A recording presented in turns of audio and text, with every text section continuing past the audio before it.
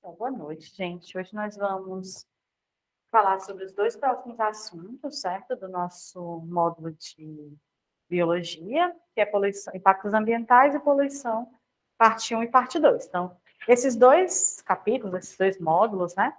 Eles são voltados a compreender os principais aspectos relacionados à poluição ambiental e aos impactos ambientais estão correlacionados a isso, né? Então, assim, esses dois tópicos, eles vão trazer um conjunto de conceitos em biologia relacionados a esses impactos, e são conceitos que aparecem muito nos vestibulares. É muito importante que a gente saia daqui compreendendo cada um desses conceitos, porque eles acabam sempre aparecendo. E esses são os temas que geralmente caem no Enem quando se fala de biologia na parte ambiental, né? São questões relacionadas aos impactos, né? A gente não vê muitas relações ecológicas, a gente não vê muito biomas em biologia especificamente, às vezes aparece mais em geografia, mas impactos ambientais têm um peso significativo. Então, é importante que a gente conheça e reconheça esses conceitos, tá? Então, quando a gente fala de impacto ambiental, geralmente a gente estuda pensando na perspectiva do impacto ambiental da ação humana sobre os ecossistemas, né? Sobre a biosfera, sobre a Terra. E esses impactos geralmente são compreendidos como negativos. Há impactos positivos, né? Então, quando a gente recompõe uma floresta, quando a gente faz uma reserva, quando a gente salva determinados animais, quando a gente cria uma área de proteção, são aspectos positivos. Mas a grande maioria das vezes, o que a gente foca, quando a gente vai compreender os impactos ambientais, é a sua interferência negativa sobre os ecossistemas. Então, é disso que a gente vai abordar mais hoje, tá? É sobre esses impactos que os seres humanos deixam na natureza.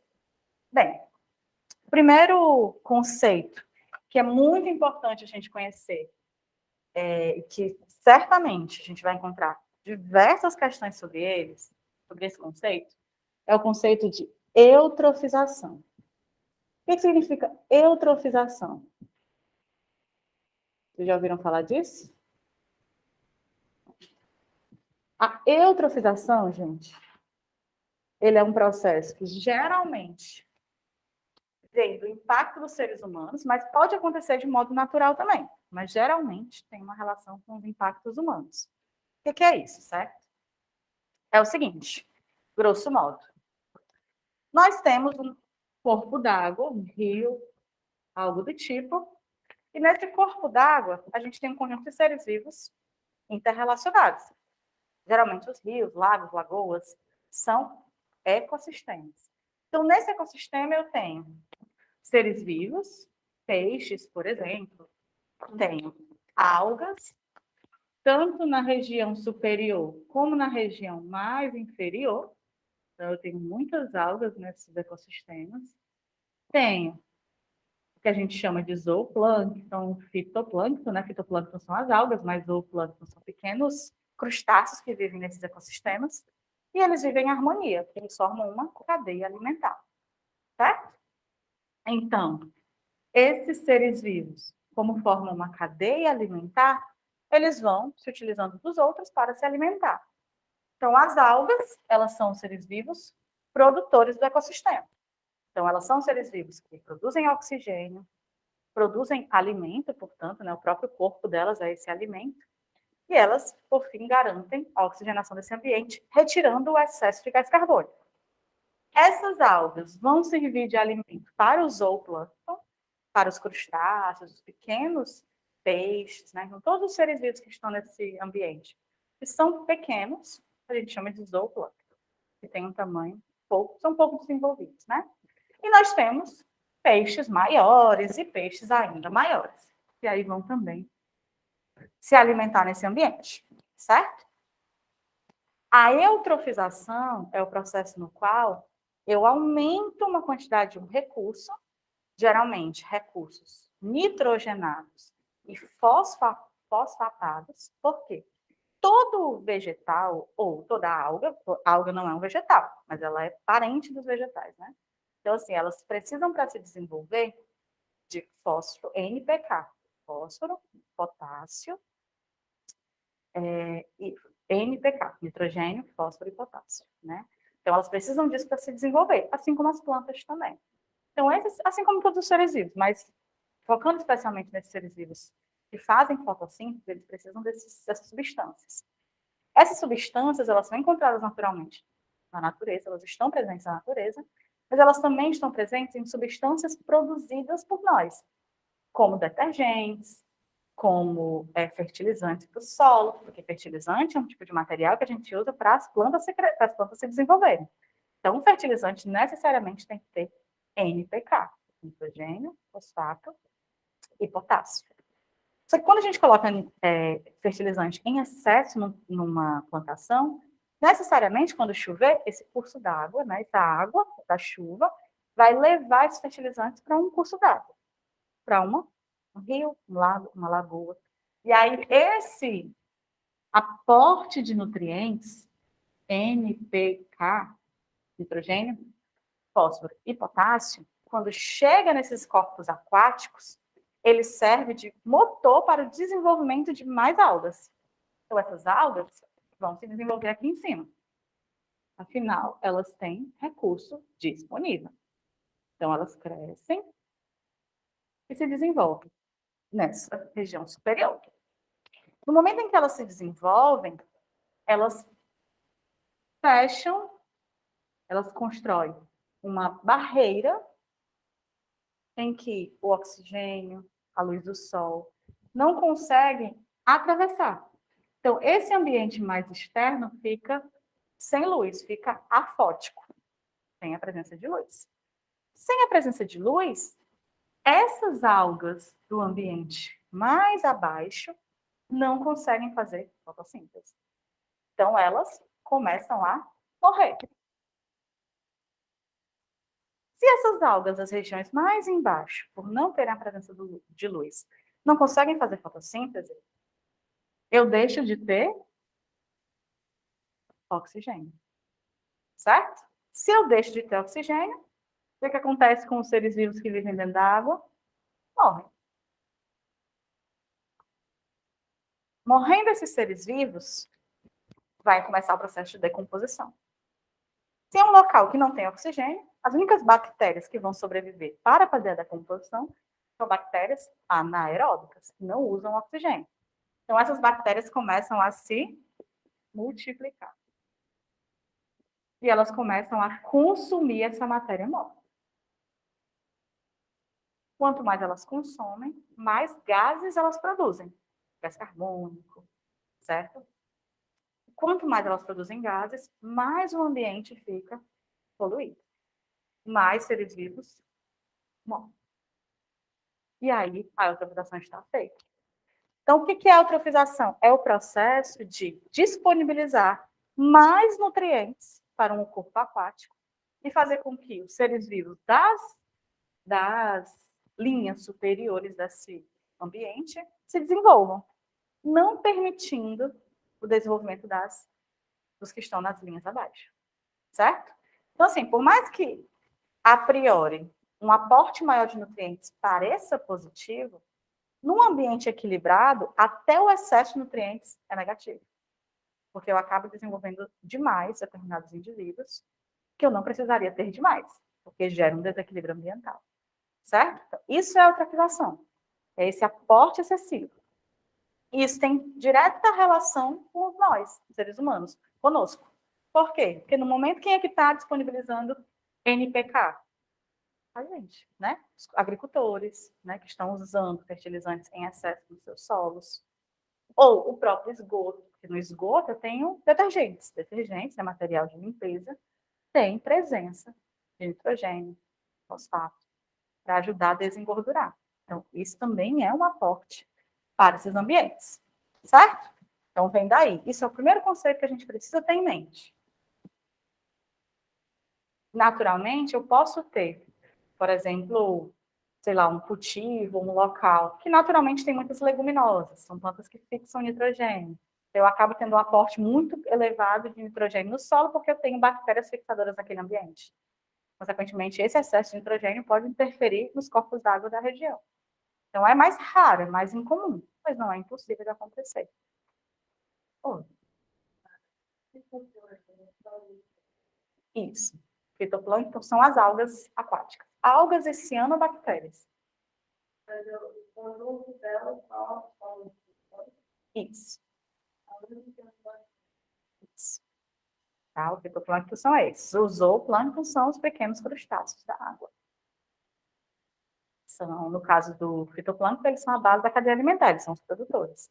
E os zooplâncton são os consumidores primários. São os primeiros seres vivos, os menores, que estão dentro das cadeias alimentares. Tranquilo? Dúvidas? Pronto. O segundo tópico que a gente vai falar com relação ao desequilíbrio ambiental é a biorremediação, tá? Olá, boa noite, tudo bom? Então, vamos falar agora da biorremediação.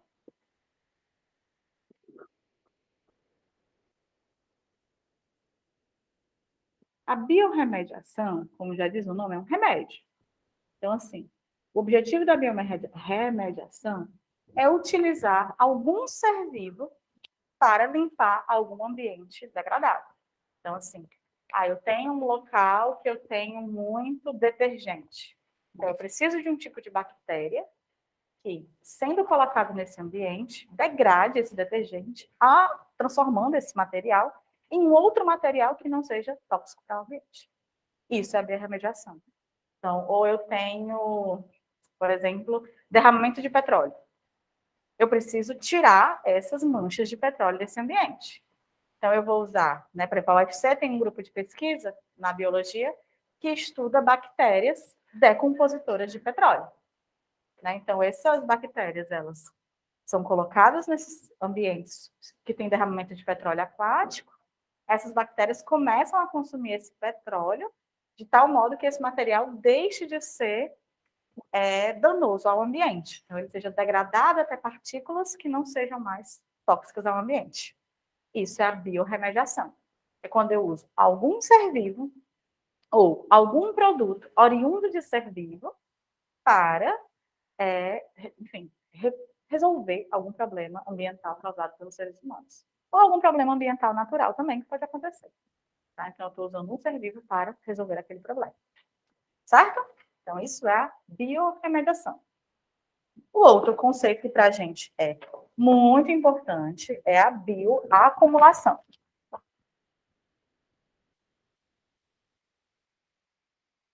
A bioacumulação, vou botar aqui bioacumulação e bioconcentração. Eles são a mesma coisa, sendo diferentes, como diria o povo.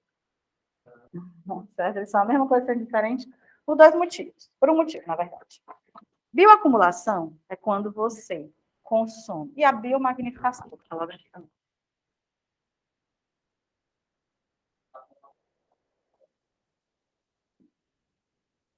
Biomagnificação.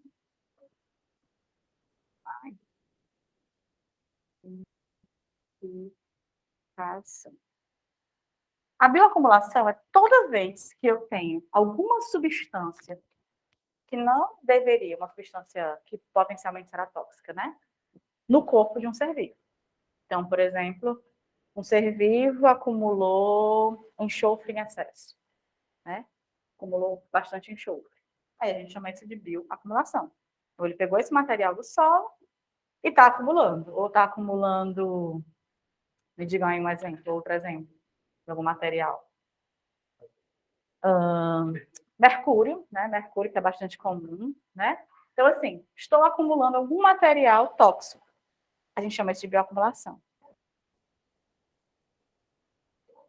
Do ser vivo, pode ser uma planta, um animal, tem que estar. Aí eu estou bioacumulando, certo? Então, eu consumi uma água com mercúrio. Estou bioacumulando. Qual é a diferença da bioacumulação para a bioconcentração? É quando eu estou acumulando no meu corpo acima do que há no ambiente. Então, assim, no ambiente tem, sei lá, 2 partículas por milhão daquela tipo de substância. No meu corpo eu tenho 3. Eu tenho mais do que no ambiente, aí eu estou fazendo uma bioconcentração. Tá? Bioacumulação, por isso que toda bioacumulação é uma bioconcentração. Eu estou acumulando, não deveria. Mas quando eu acumulo ainda mais do que o ambiente tem, aí eu digo, eu estou concentrando mais do que o ambiente. Tá? Já a biomagnificação é quando eu olho isso a nível de cadeia alimentar. Então, assim, na bioacumulação, por isso que a gente diz, quando a gente fala de cadeia trófica, né? A gente vê que o nível de energia sempre reduz de uma para outra, né? Então, os produtores têm uma determinada quantidade de energia, o consumidor primário captura menos energia do que o produtor, o consumidor secundário tem menos energia do que o consumidor primário e do que o produtor, e assim sucessivamente. No caso da biomagnificação, é o oposto. A planta, ela vai ter, né, o produtor vai ter uma determinada quantidade de mercúrio, sei lá, 2 ppm, ou 2 miligramas por quilo. O consumidor primário, ele vai acumular mais do que o produtor, porque ele vai comer as plantas todas. Então, ele acaba acumulando mais. A gente chama isso de biomagnificação.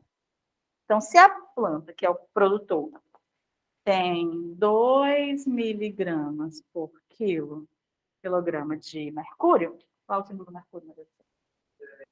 MG, né? MG. Não, magnésio, né? Vocês não sabem, nós estamos mal, viu? Gente, o mercúrio da coluna de mercúrio, é Hg. Isso aqui é o produtor. O consumidor primário, ele vai comer várias plantas. Então, ele vai acumular mais do que isso. Ele vai acumular 6, por exemplo, miligramas por quilograma de mercúrio.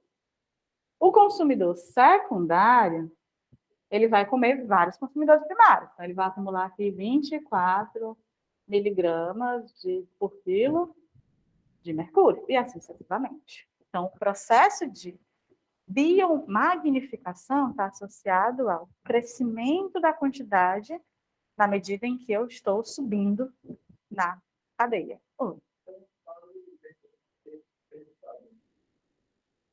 Uma planta tem uhum.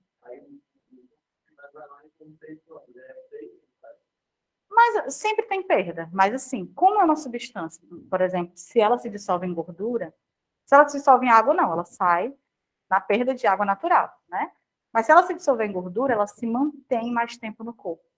Então, a tendência é que mais dessa substância passe para o nível seguinte, porque ela está acumulada nos tecidos dessa planta ou desse animal. Não dá para dizer que não tem perda, porque óbvio que quando alguém come uma planta, ela não come a planta inteira. Ela vai comer raiz, caule, folha, fruta, né? Então, alguma coisa em algum tecido pode ser descartado, né? Mas ela vai, o máximo que ela, quanto mais ela comer daquele outro ser vivo, mais ela vai capturar. O desperdício dessa substância vai ser menor. Né? Mas ninguém come tudo de ser vivo, né? Mas isso eu estou só simbolicamente mostrando para vocês aqui, fazendo uma ilustração, né, de valores. Tá? Então, assim, na biomagnificação eu tenho esse problema.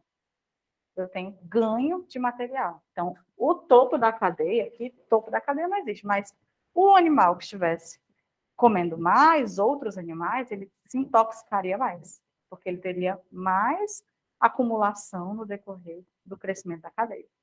Certo? Então, essa é a diferença. Bioacumulação está associada a ter mais, a ter o que não deveria. Bioconcentração, a ter o que não deveria, mais do que o ambiente tem. E a biomagnificação está associada a todo o ecossistema, né? Toda a cadeia alimentar. Perguntas até aqui? Eu tinha falado para quem tinha chegado antes, se vocês quiserem, eu repito sobre a eutrofização rapidinho. O que é a eutrofização, certo? A eutrofização, ela é o processo de desenvolvimento não natural, ou interferência no desenvolvimento natural de um ecossistema. Então, no ecossistema eu tenho, naturalmente, né, para ecossistemas equilibrados, hipoteticamente, né, eu tenho, no caso dos ambientes aquáticos, tá? Eutrofização. Um corpo d'água. Nesse corpo d'água, eu tenho produtores, que são geralmente algas, né? Ou cianobactérias, mas geralmente algas. Algas nessa linha mais superior, algas nessa linha mais inferior, mas eu também tenho peixes maiores, e tenho os zooplâncton. Eu desenhei assim bichinho assim, né? Que o zooplâncton é basicamente pequenos crustáceos do ambiente aquático. Então, essas criancinhas estão aqui. Naturalmente, né, num ambiente hipoteticamente equilibrado, as algas, elas são a base da cadeia. Então, elas servem de alimento para o zooplâncton, que serve de alimento para os peixes e assim sucessivamente. Quando há uma interferência nisso, eu tenho um desequilíbrio ambiental. E essa interferência associada à eutrofização acontece do seguinte modo. Eu disponibilizo para esse curso uma quantidade maior do que a necessária, de algum tipo de nutriente que faz com que essas algas se desenvolvam mais do que a quantidade necessária. Geralmente, esses nutrientes disponibilizados eles são associados a 3 elementos. O nitrogênio, N, P, o fosfato, né, o fósforo, K, potássio. São 3 substâncias importantíssimas para o desenvolvimento de plantas e de algas, tá? Então, quando eu disponibilizo esse material num curso d'água, as algas que estão ali nessa linha superior, elas começam a se multiplicar. Esse material vem de onde? Geralmente de fertilizantes. Porque isso é colocado no solo de plantações e isso corre com a chuva, até chegar no curso d'água. Isso pode ser também oriundo de detergentes, né, de esgoto. Então, esse material chega nesse curso d'água, essas algas se multiplicam. Quando elas se multiplicam, elas fecham a entrada de luz, tá? Elas estão lá se desenvolvendo, muito bem, obrigada. Mas elas transformam as zonas intermediárias aqui desse curso d'água em zonas afóticas, ou seja, sem a presença de luz. Se não tem luz, esses indivíduos aqui, essas algas das zonas mais baixas, não conseguem fazer fotossíntese. Essas criaturas morrem. Se elas morrem, elas são a base da cadeia alimentar. O zooplâncton morre. Se o zooplâncton morre, eles são consumidor primário, mas eles servem de alimento para o secundário. Os pequenos peixes morrem. E assim sucessivamente. Então, você tem uma morte em cadeia. Além dessas mortes, obviamente, se morreu dentro d'água, você vai ter decomposição. Se eu não tenho oxigênio, vão ser bactérias anaeróbicas. Bactérias anaeróbicas produzem muitas toxinas. Então, na medida em que elas começam a se proliferar, porque tem recurso morto, elas se proliferam, produzem mais toxinas, e matam mais seres vivos dentro desse curso d'água.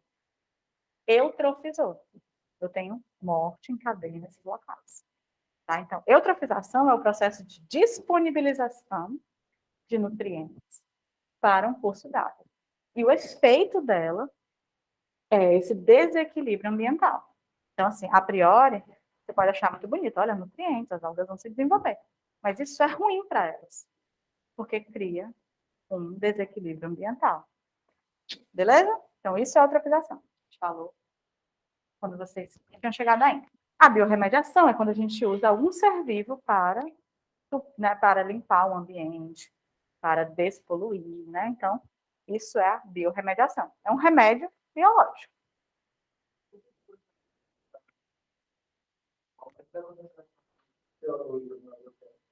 A gente vai falar disso, viu? Então, como é que isso vai entrar também? Eu estou tentando seguir a ordem aqui para não esquecer de nada. O outro fenômeno, gente, é o fenômeno que a gente chama de albedo. Albedo, gente, é o seguinte. Os solos, eles refletem a luz solar, certo? Então, assim, a luz solar, quando bate no solo, ela pode ser refletida ou ela pode ser absorvida. O preto é a cor, né? Quanto mais escura essa cor, mais ela absorve esse calor do sol. Então, o asfalto, ele é muito quente, porque ele absorve a luz do sol. Os carros pretos, né? Eles ficam muito mais quentes, porque eles absorvem mais essa luz. Enquanto que o branco, ele é refletido, ele reflete essa luz com mais facilidade. Então, quanto mais a gente tem ambientes claros, mais frio é esse ambiente, porque ele tende a refletir a luz solar e não a absorver. O outro é o fenômeno que vai tentar explicar esse processo de reflexão ou de absorção de luz. Quando ele diz assim, tal coisa tem maior albedo, significa dizer que ela reflete mais. O gelo, ele tem alto albedo. Ele reflete a luz. O asfalto, ele tem menor albedo. Ele absorve a luz. As florestas, por exemplo, são escuras, né? Tem um solo bem escuro, tem um solo rico em humus. Você tem uma vegetação, né? Folhas verdes, que não são claras, escuras, né? Caules marrons. Então, essas florestas, elas absorvem luz, mas elas precisam desse calor. Então, tá ótimo para a floresta. Agora, as cidades, não. Absorver calor nas cidades é péssimo, porque aquece as cidades. Né? Tem horários que você tem um albedo maior, por exemplo, durante meio-dia, porque a luz é vertical, né? Então você tem quase 90 graus, e isso faz com que o solo fique mais quente. Então você tem um grau de reflexão menor dessa luz. Tem horários que tá mais inclinado, o clima é mais ameno, né? As condições climáticas são mais amenas porque há uma chegada de menor quantidade de luz no solo. Então isso é o albedo, é o fenômeno da luz voltar ou da luz ficar. Quanto mais a gente degrada, né? Quanto mais a gente aquece a Terra, mais a gente degela, a gente desmancha o gelo. E aí tudo vira água, né? Vira oceano. E o oceano tem, as suas profundidades são escuras. Então a tendência é absorver luz solar. Quanto mais o oceano absorve luz, mais quente ele fica. Mais há derretimento de gelo. Consequentemente, mais quente fica, né? Então, tudo isso uma coisa leva a outra. Né? Esse aquecimento da Terra leva a mais aquecimento da Terra. Certo? Isso a gente chama de fenômeno de albedo. Poluição atmosférica. Vamos para o próximo tópico da gente. Bem, como a gente sabe, quando a gente queima combustível, a gente causa um processo chamado de combustão. Certo? Combustão. Combustão é queima. Basicamente é isso. Para que a combustão aconteça, vou dar aqui só o conceito para a gente não perder. Poluição atmosférica.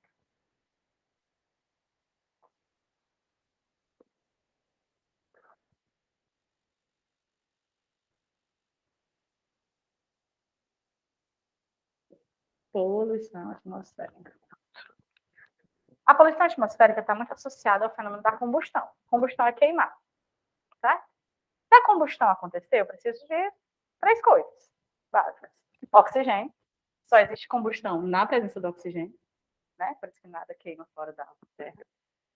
Um combustível. E uma chama, né? Uma faísca. Algo que gere a combustão. Vou botar aqui faísca só de forma simplificada. Quando essa queima ela é completa, eu gero o quê? Água, gás carbônico e a energia, né? O movimento daquilo que eu estou buscando movimentar. Então, eu gero energia, eu gero água e eu gero CO2. Certo? Então, eu disponibilizo CO2 ao ambiente no momento em que eu queimo alguma coisa. Então, quando eu queimo gasolina, que é vem do petróleo, né? É um combustível fóssil, eu estou disponibilizando à natureza CO2. Quando eu queimo diesel, quando eu queimo gás natural, carvão mineral, carvão vegetal, todo processo de queima, até a gente, até a nossa respiração celular, que é um tipo de combustão, disponibiliza no ambiente CO2. Então, eu estou aumentando a quantidade de CO2 no ambiente. A forma que eu tenho para retirar esse CO2 do ambiente é a boa e velha fotossíntese.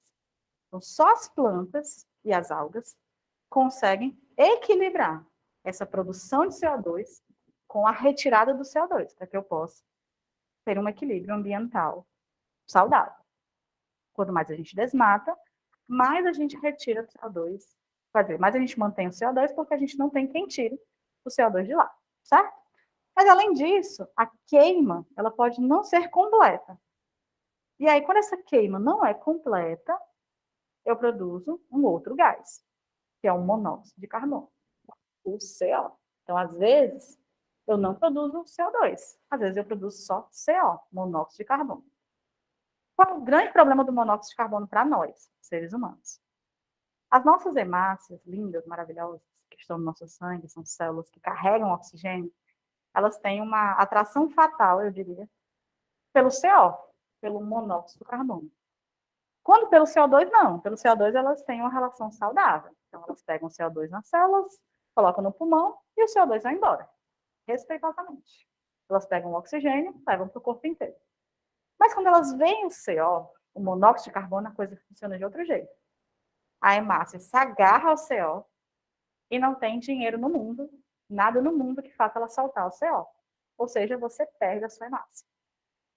Então, quanto mais o processo de combustão é incompleto e disponibiliza monóxido de carbono, ao invés de dióxido de carbono, o dióxido de carbono já é ruim, mas o monóxido consegue ser pior. Porque o dióxido de carbono está lá, é uma desgraça, tudo bem. Mas você também não vai arrastar dióxido de carbono do ambiente para o seu pulmão com facilidade. O monóxido não. O monóxido da sua hemácia gosta. Então, geralmente, nos períodos assim que está muito quente, né? Você vê muitas reportagens de crianças, idosos tomando aerossol, né? No hospital, tem a ver com o excesso de monóxido. Porque os nossos motores de carros ficam velhos. E quanto mais velhos eles ficam, menos eficientes eles são para queimar completamente o combustível para gerar dióxido de carbono. Então, eles acabam gerando muito monóxido. E aí isso leva a uma poluição expressiva no ambiente. E isso atrapalha de forma significativa a respiração de todos os seres vivos. Tá? Nós, humanos, obviamente, somos os seres mais expressivos das cidades. Tá? Então, o grande problema do monóxido é o processo de respiração dos humanos. Respiração mesmo pulmonar. Né? Beleza?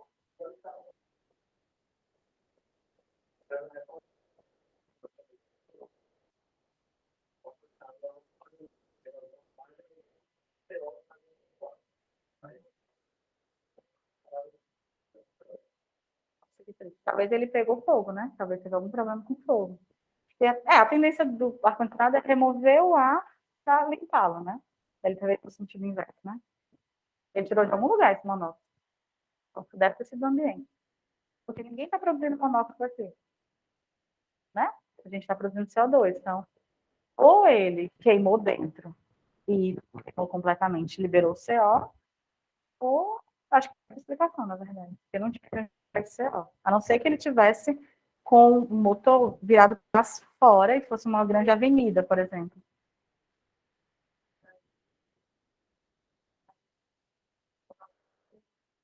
Pode ter sido algum gás, pode ser também. Né? A cozinha também pode ter tido algum tipo de combustão dentro dele. Pois é. E é um gás que você não é inodoro, né? É incolor, é inodoro. Então, quando você vê, você já morreu. Não vê, né? Você já morreu. Mas quando alguém vê, você já morreu. Vocês são gente. Que horrível, meu Deus do céu. Oh, Deus. A vida do brasileiro. Bem, os outros gases que também são produzidos nesse processo de queima de combustíveis, né? São os que a gente chama de NOx, são os gases de nitrogênio, os óxidos nitrosos, pode ser NO3 ou NO2. A gente geralmente chama de NOx, que pode ser 2 ou 3. São gases também do processo industrial, também são gases poluentes que podem gerar chuva ácida. E os gases com enxofre, eles também são, tá? Que também a gente chama de SOx. Esses quatro gases, CO2, carbono, NOx, SOx, que é com nitrogênio, óxido de nitrogênio, e enxofre, né, algum óxido de enxofre, são gases produzidos pelo processo industrial e também são lançados à atmosfera e que também poluem o ambiente, sobretudo quando reagem com a água da chuva. Tá? Eles reagem, eles transformam mais do nosso, porque eles causam água ácida. Tá? Então, todos esses gases em concentrações elevadas podem prejudicar os seres vivos. E as florestas, né, que também tem seres vivos. Bem, terminado esse primeiro momento, vamos no segundo momento, que eu vou dar 2 aulas uma vez só, que aí vai facilitar a nossa vida. Inversão térmica. Vou botar aqui embaixo, para aproveitar esse espaçozinho aqui. Aí a gente vai falando dos oceanos daqui a pouco. Inversão térmica. Naturalmente, em qualquer lugar, acontece o que a gente chama de convecção, né? O que está acontecendo nessa sala, por exemplo, né? Na convecção, o que acontece com o ar? O ar-condicionado está lá em cima. O ar frio, ele está lá em cima, ele é mais pesado, mais denso, ele desce. O ar quente, que está aqui embaixo, ele é mais leve, ele sobe. Ele esfria e ele desce. E a gente fica nesse processo de convecção. É o natural. Nas cidades, isso também acontece. Então, nas cidades, nós temos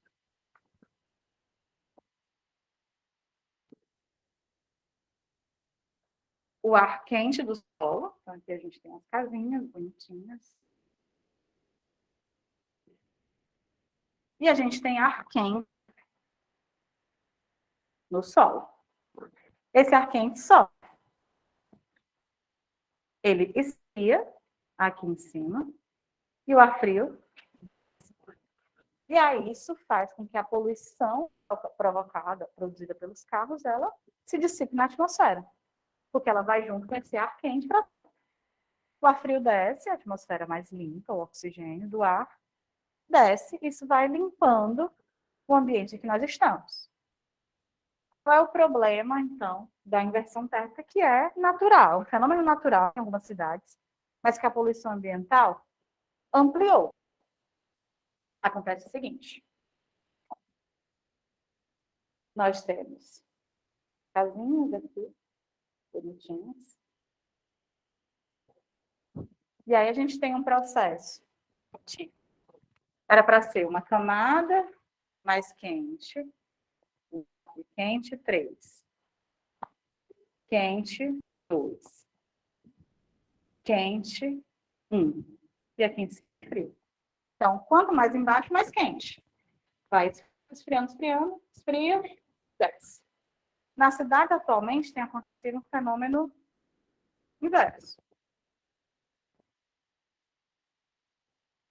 Eu tenho em cima, mas eu tenho muito quente. Vou botar aqui um quente 2, quente 3 e quente 1. Está tão quente nessa região, certo? Que esse quente 1 é como se ele fosse mais frio. Então, ele não consegue ultrapassar esse mais leve, que ele é mais pesado, e ele fica preso aqui. Então, o calor é quente, mas não é tão quente como aqui em cima, por conta da poluição. Então, esse calor ele se mantém retido nessa região. Ao invés de dissipar esse ar quente, resfriar e voltar mais limpo, o ar quente continua concentrado e a poluição continua concentrada em baixa camada. É quente, fica sujo, mas não limpa. Isso é inversão térmica. Ao invés de eu ter menos quente, frio, eu tenho frio lá em cima, mas eu tenho menos quente, muito quente, frio. Então, esse ar que está quente, mas não está tão quente quanto esse, não consegue passar. E aí ele fica preso com a poluição continuada. Isso. Ele subiria. Então, você vai aí no meio tem uma muito quente. Porque como o ar superior está mais quente, é como se aqui tivesse mais. Mas o próprio ar superior. Aí depende, porque depende da concentração de partículas. Né? Então, assim, ele vai trocar quando ele tem uma diferença significativa. Então, como está ficando frio, aí ele consegue, esse ar frio consegue descer para circular. Mas como eu tenho um frio no meio, menos quente no meio do caminho, ele acaba estacionando.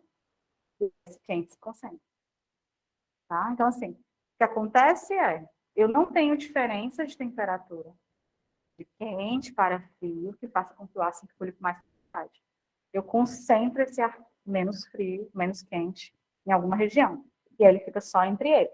Ele não consegue circular para ir para a atmosfera.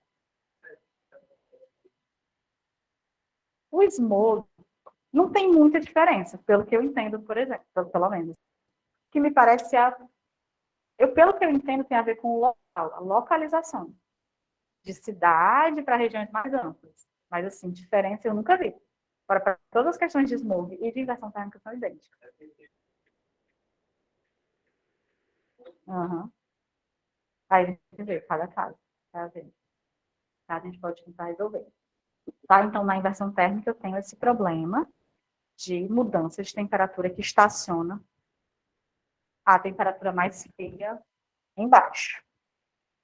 Tranquilo? Então, e o efeito estufa, gente? O efeito estufa a gente vai usar esses gases que estão relacionados à poluição atmosférica. O que acontece no efeito estufa? Naturalmente, eu tenho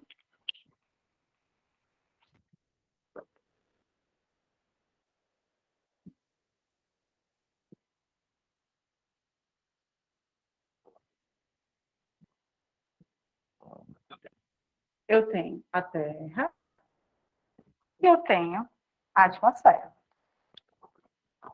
Ficou redondinho, né?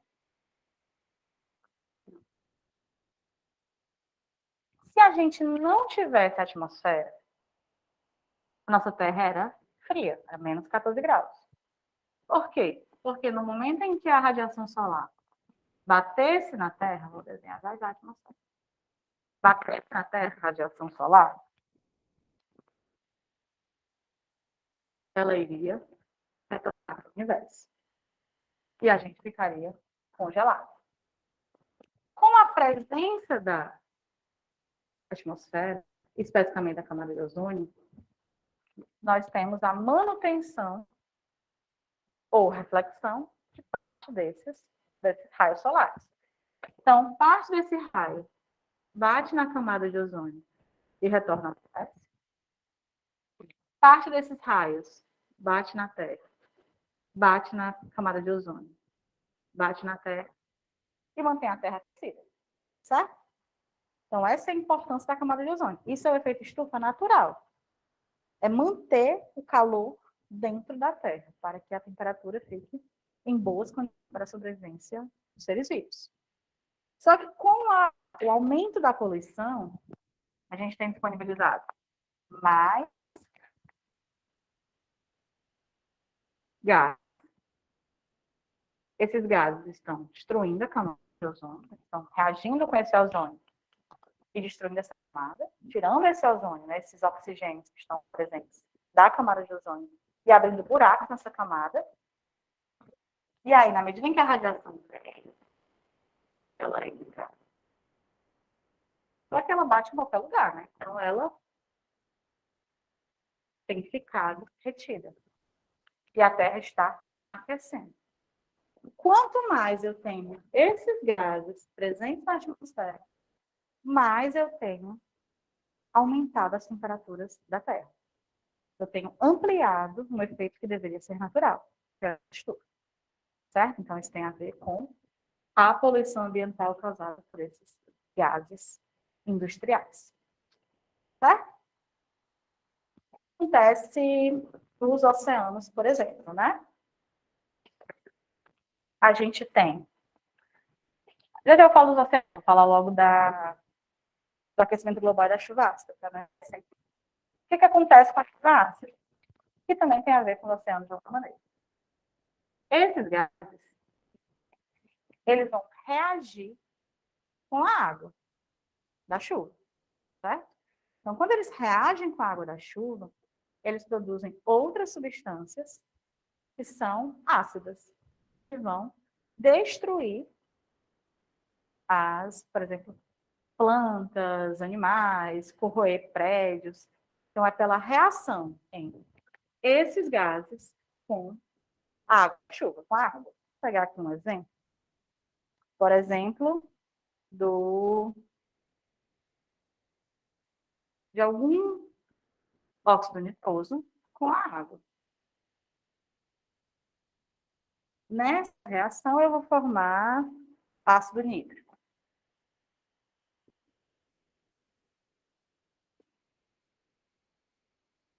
O ácido nítrico, HNO3, né? Se eu estiver reagindo com NO2 com a água. Ácido nítrico. Ácido. Vai reagir com o solo, acidificar o solo, acidificar os oceanos, tá? Então, a chuva ácida, o efeito dela é a relação dos ácidos da poluição atmosférica produzidos por indústrias reagir com a água. Enxofre. Se eu reagir com óxido de enxofre com a água, com ácido sulfúrico.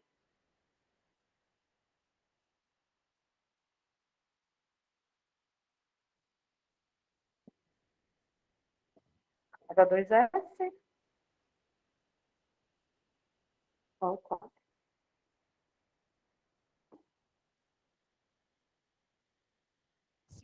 Né? Ou se eu balancear, acho que... Pronto. Ácido sulfúrico. Ácido. É a relação da água da chuva com algum gás produzido pelas indústrias. Tá? Nos oceanos é a mesma coisa. Eu vou ter CO2 reagindo com a água. Certo? Vou formar ácido carbônico. Esse ácido carbônico vai reagir com as conchas, com as carapaças, com os materiais que têm carbonato. E isso vai corroer os nossos corais, por exemplo, o corpo de seres vivos que tem conchas. Então, isso também é um efeito desses gases produzidos na sua relação com a água.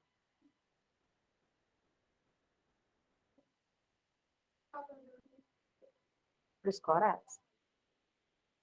Também, porque no momento em que eles... porque o coral né, no caso, o coral eu tenho a concha do coral, calcária, e eu tenho algas vivendo dentro desses corais. Além da acidificação, que pode corroer a concha, no caso do embranquecimento, eu tenho a saída da alga dentro do coral. Por que a alga sai do coral? Porque a água é quente. Isso tem a ver com a radiação. Está quente a alga não consegue sobreviver dentro do coral, ela sai do coral, vai viver sua vida. O coral precisa da alga para sobreviver. Ele morre, ele embranquece. Se tiver corrosão, tem a ver com a reação com a produção do ácido carbônico. Mas se for embranquecimento, tem a ver com o aquecimento da água. Tem a ver com o aquecimento global. Certo? Mais radiação. Destruição da camada de ozônio. Bem, o resto é poluição das águas, a gente já sabe, né? Que utilizante polui a água, esgoto polui a água, né? Então, a nossa própria convivência nas cidades, a gente gera poluição para a água, né? Poluição do solo também, a gente também tem produção de lixo, aterros, né, inadequados, lixões, também polui o solo, né? E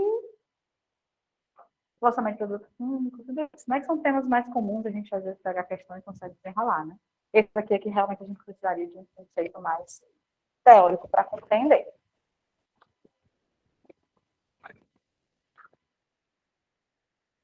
Radiação química. Aí, o que tem? Explosão da usina nuclear. Pode acontecer. Porque você tem acumulação ainda, né, desse material radiativo no solo. E aí ele demora milhões de anos.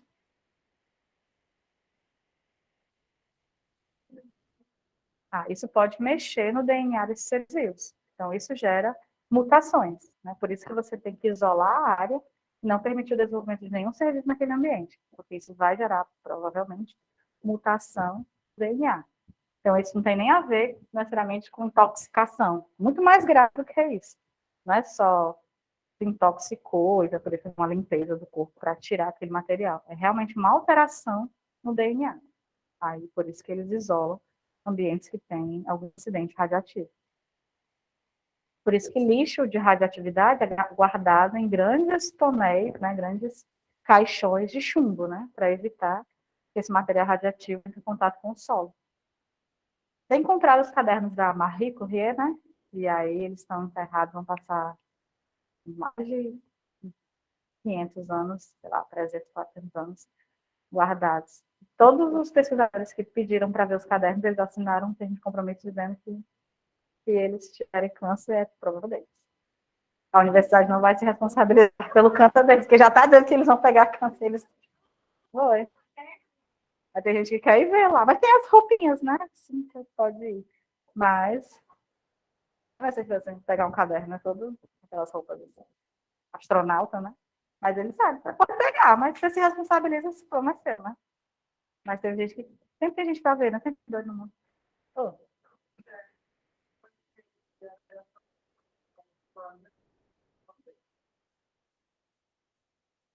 Depende. Geralmente, por exemplo, se você pegar. É, podemos dizer que sim. Para um. Depende do contato que você tiver. Porque no caso da.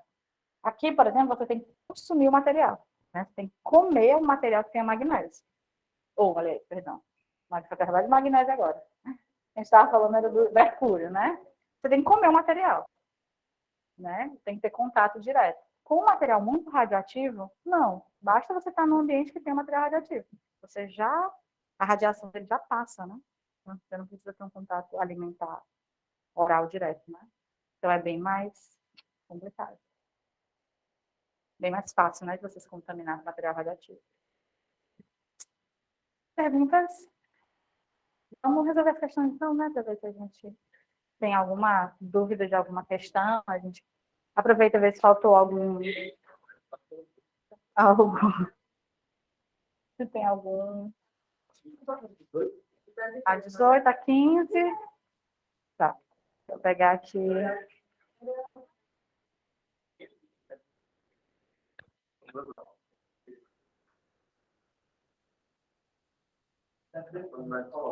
Tá, deixa eu...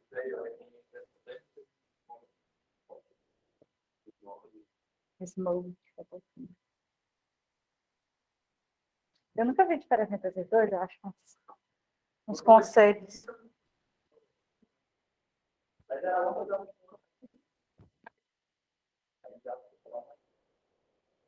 Eles guardam um nome em inglês para as coisas que não dá nome em português, né? Sim, a 13, a 15, qual foi o que vocês disseram? 18.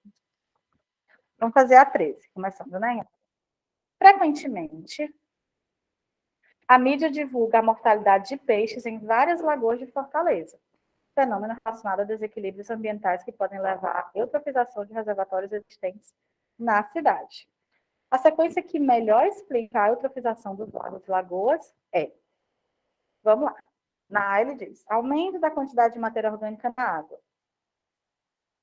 Tem que acontecer isso, né? Tem que ser a primeira coisa que tem que acontecer. Então, todo mundo entendeu que isso é a primeira coisa que tem que acontecer? Pronto, então já vamos eliminar tudo que não começa com isso, né? Então, elimina a B e a C. Ou é a ou é a B. Porque se eu não tenho aumento da matéria orgânica, está tudo em equilíbrio, não tem eutrofização. No momento em que eu coloco mais matéria orgânica, é que a coisa começa a ficar complicada. Aumentei. Ele quer ordem. Aumento da quantidade de matéria orgânica na água, ok. Multiplicação. Multiplicação é a 13. Ah, sim, páginas 211. Tá. Aumento da quantidade de matéria orgânica na água, ok. Aí depois eu tenho 2, multiplicação, aí porque ele pulou várias etapas, né? Ele não coloca aqui o aumento da quantidade de algas, isso ele não coloca, ele já vai para a parte ruim, né? Ele já pula do aumento da matéria orgânica para as partes ruins. Então, aumento da quantidade de matéria orgânica, ok. A gente sabe que quando a matéria orgânica aumenta, eu tenho o aumento da quantidade de algas, da linha superior. Elas aumentando, elas não deixam que as algas de baixo façam fotossíntese. As algas de baixo morrem. As algas de baixo morrendo, morre o zooplâncton, morrem os peixes. Morreu tudo, as bactérias vão se desenvolver. Os primeiros seres vivos que vão se desenvolver, as primeiras bactérias, são aquelas que ainda vão consumir o que tiver de oxigênio. Então, vai primeiro os aeróbicos. E aí, quanto mais os aeróbicos se desenvolvem, mais elas vão consumindo oxigênio, tá? Então, multiplicação dos micro-organismos aeróbicos. Aí, quanto mais eles se desenvolvem, eu tenho uma diminuição da concentração de oxigênio. Eles estão consumindo o que tem. Se eu não tenho mais oxigênio nenhum, vão morrendo os peixes. E aí eu tenho a proliferação dos anaeróbicos, que aí já não tem mais oxigênio mesmo, eles vão comer o que tiver sem usar oxigênio, porque não tem oxigênio. Tá? Então, aqui eu tenho esse caminho. Letra B. Aumenta a quantidade de matéria orgânica, aí aumenta as algas do ambiente externo, né, do ambiente de cima, o oxigênio não consegue, a luz do sol não entra, eu não tenho boa fotossíntese das camadas de baixo, reduz a quantidade de oxigênio, começa a morrer, começa a proliferar bactérias, consome o resto de oxigênio que tem, o resto dos outros seres vivos morrem, vem as anaeróbicas, aí já está tudo destruído mesmo, tá? Aumenta, então, é a item D. Aumenta a quantidade de matéria orgânica, proliferação de micro-organismos aeróbios, diminuição da concentração de oxigênio, mortalidade dos peixes e proliferação de micro-organismos anaeróbios. Já teve morte de peixe, porque senão não tinha o que os decompositores comerem, né? Mas aí é que vem mais morte depois. Tranquilo? Item B aí.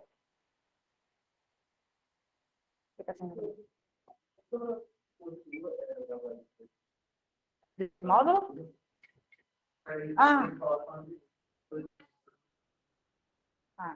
É.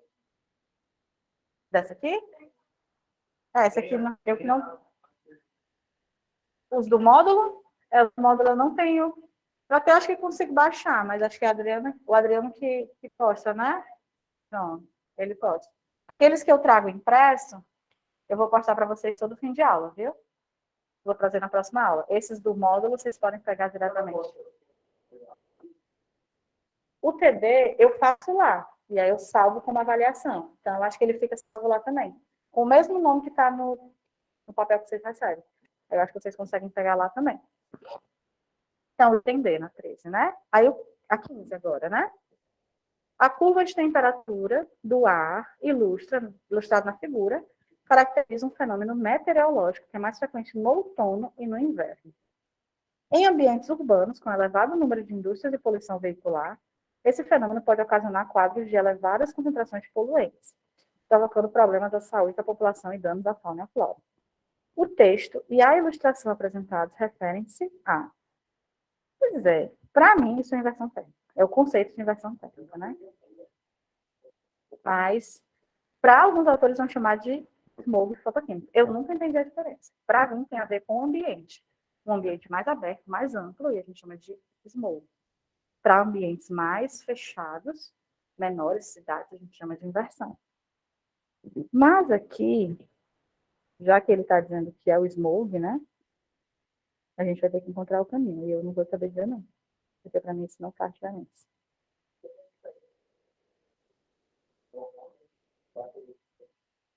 Ainda. Falta aqui.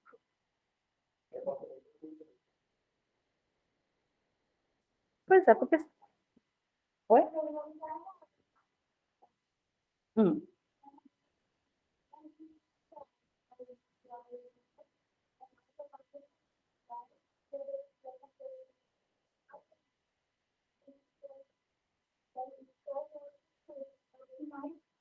Combina, né? Pois bota aí, diferença do smog para inversão térmica. Ver se ele vai dar um conceito convincente.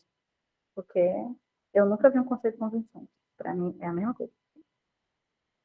É o tipo de questão que você não pode colocar as duas coisas na mesma questão. Porque se você colocar as duas, é muito propício. Você está induzindo erro, porque conceitualmente eles não têm muita diferença.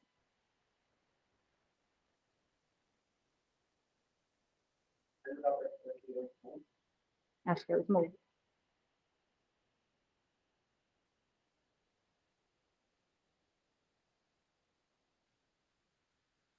E pelo conceito, você não vai pensar diferente.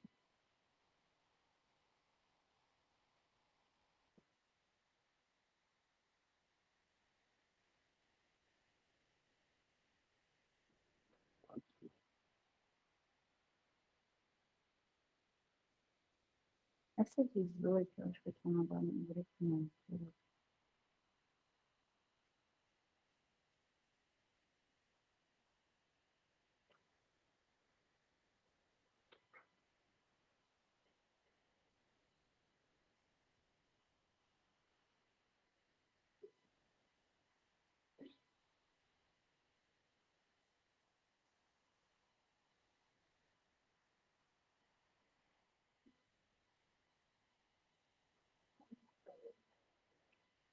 Mas eu disse, eu também nunca vi uma explicação convincente.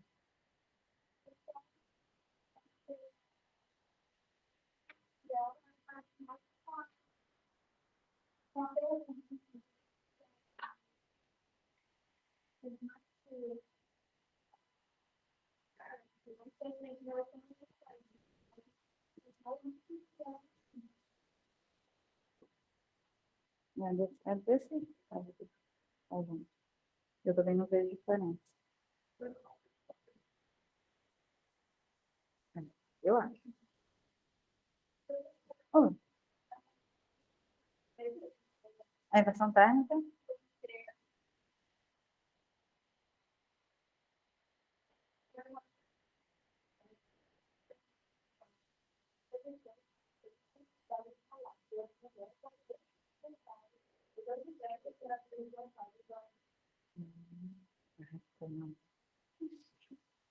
chega para é isso, a vida é assim. Como diriam os adolescentes, como é que eles dizem? É sobre isso, né? É sobre isso, é sobre isso. Então, tá tudo bem. É desse novo.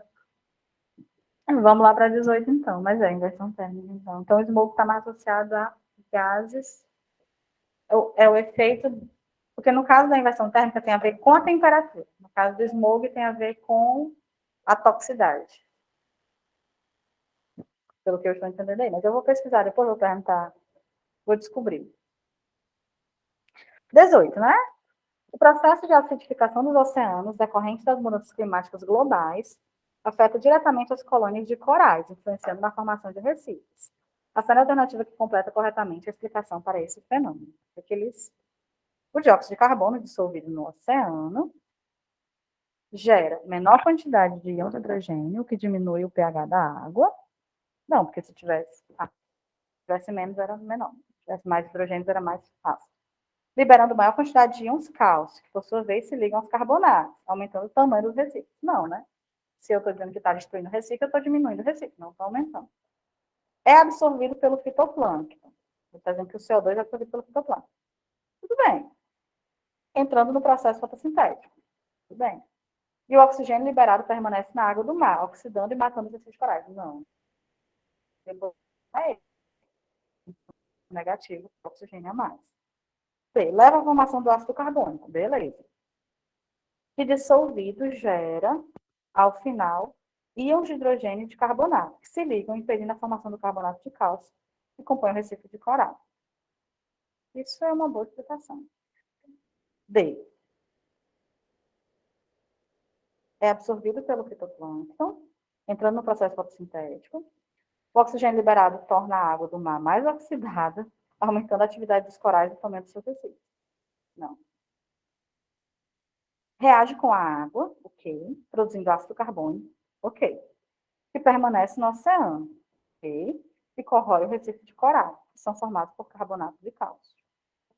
Ok, assim é. Vamos lá ver, então, o que tem de diferente.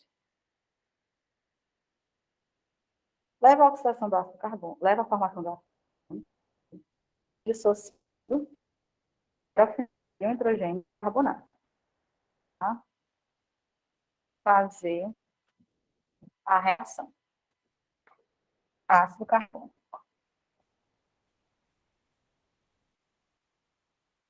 Vamos colocar até essa fórmulazinha lá no grupo de vocês.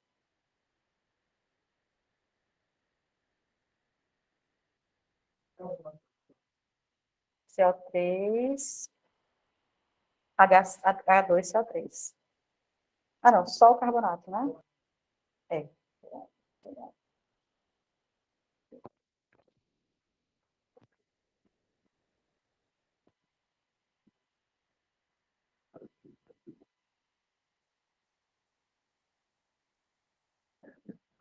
Pronto.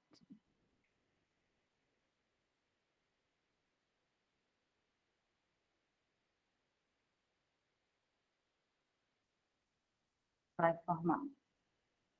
Eu estou pensando se está balançando, mas acho que é H2, CO4, H3. Pronto. Aí vai liberar os H+, e vai liberar o carbonato, CO3. E vai reagir com cálcio. E aí ele dissolve.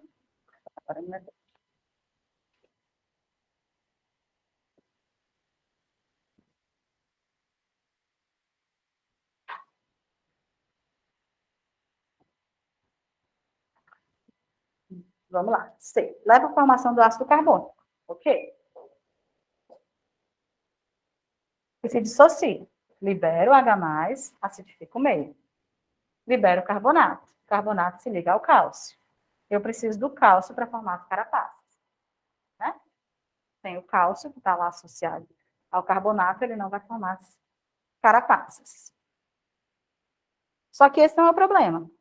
Porque, na verdade, ele vai formar o carbonato. O carbonato de cálcio é o que forma a carapaça. Então, formar a carapaça aqui é ok. Por isso que, agora, por isso que essa está errada. A C. Porque formar o carbonato de cálcio não é um problema. O problema é que o H+, que está livre, ele corrói o carbonato. Então, ele forma, mas ele atrapalha. Se eu tivesse pouco CO2 na água, esse CO2 ia ajudar a formar carbonato de cálcio. Ia ajudar a formar a carapaça dos bichos. Mas o excesso libera mais H+. Quanto mais H+ liberado, mais corrosão do carbonato de cálcio. Então, é uma relação que vai e volta. Ele se desliga do ácido carbônico, libera o H+, libera o carbonato. O carbonato se liga ao cálcio, forma carbonato de cálcio. Mas eu tenho tanto H+, que ele vai se ligar ao carbonato, quebrar a ligação com o cálcio e formar ácido carbônico de novo. Então, ele vai e volta. Forma o ácido carbônico, se dissocia, libera o H+. O H+ acidifica, destrói o carbonato de cálcio. Certo? Então, é daí que tem o problema da destruição dos seres vivos relacionados à presença da carapaça, das conchas, dessa 18. Entenderam? Então, aí é o item E. É isso que está atrapalhando.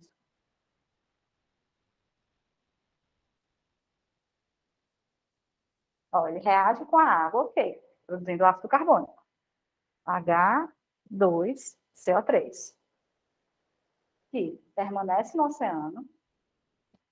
Ele corrói o recife de coral, que são formados por carbonato de cálcio. Então, ele vai reagir com carbonato de cálcio para roubar o CO3, o carbonato, liberar o H+, destruindo o pó dos corais. Tinha mais alguma?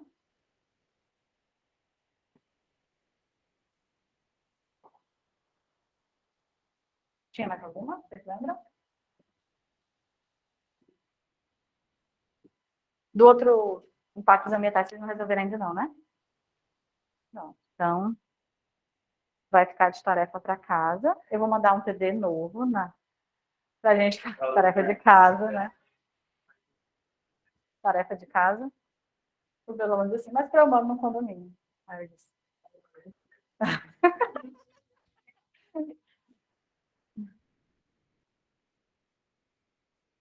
Ai, Jesus. Mas eu vou mandar um novo TD para vocês, para a gente resolver na terça-feira, sobre esses assuntos. Pegando questões da UES, da Unifor e do Enem, para ver como é que eles cobram. Acho que hoje estamos liberados, né? Vocês querem ficar resolvendo as questões? Aí a gente vê se tem alguma. Não sexta-feira, de feriado. Como é? Hum.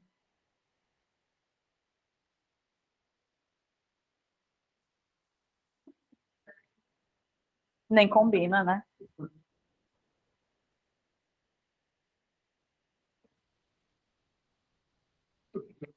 Do nada, né? Do nada.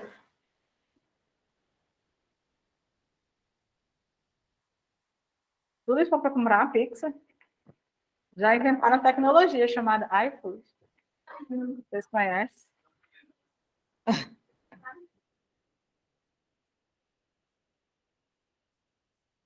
Listar os efeitos do iFood para o aumento do aquecimento global.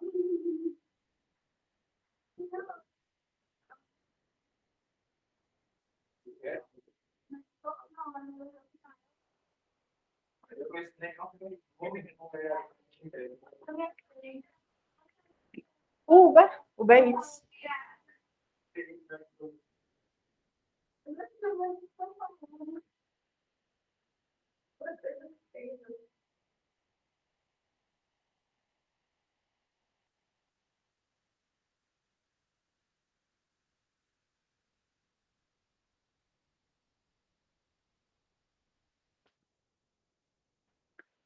Então, vou me despedir do pessoal que está em casa.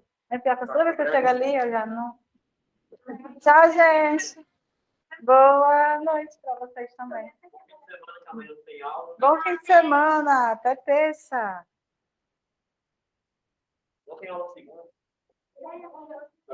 Quem foi que disse isso?